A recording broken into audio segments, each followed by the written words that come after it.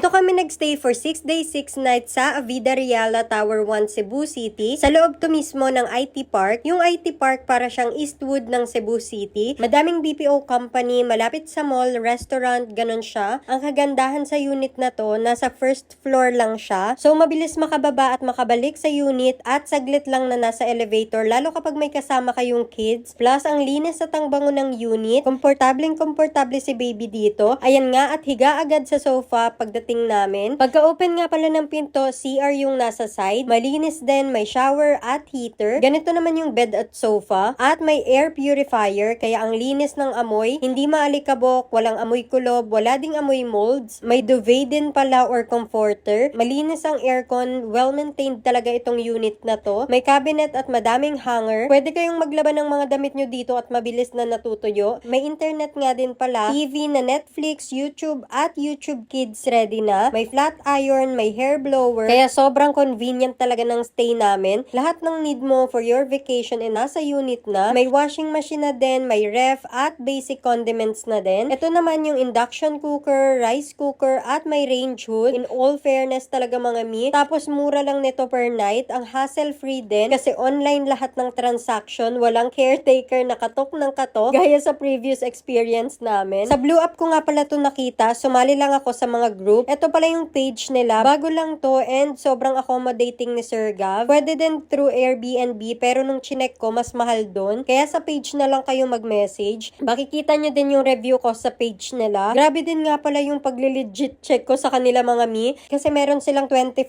reservation fee. Tapos 1,000 pesos na deposit. Bumaba nga din pala kami para bumili ng tubig. Sa harap lang nitong building mismo may 7-Eleven. Tapos nilakad lang din pala namin para makabili ng pagkain sa Jollibee. Madaling araw na to, safe maglakad sa IT Park. Madaming guard at madami pa rin talagang tao sa labas dahil busy talaga yung area na yon. Kaya hindi kayo matatakot.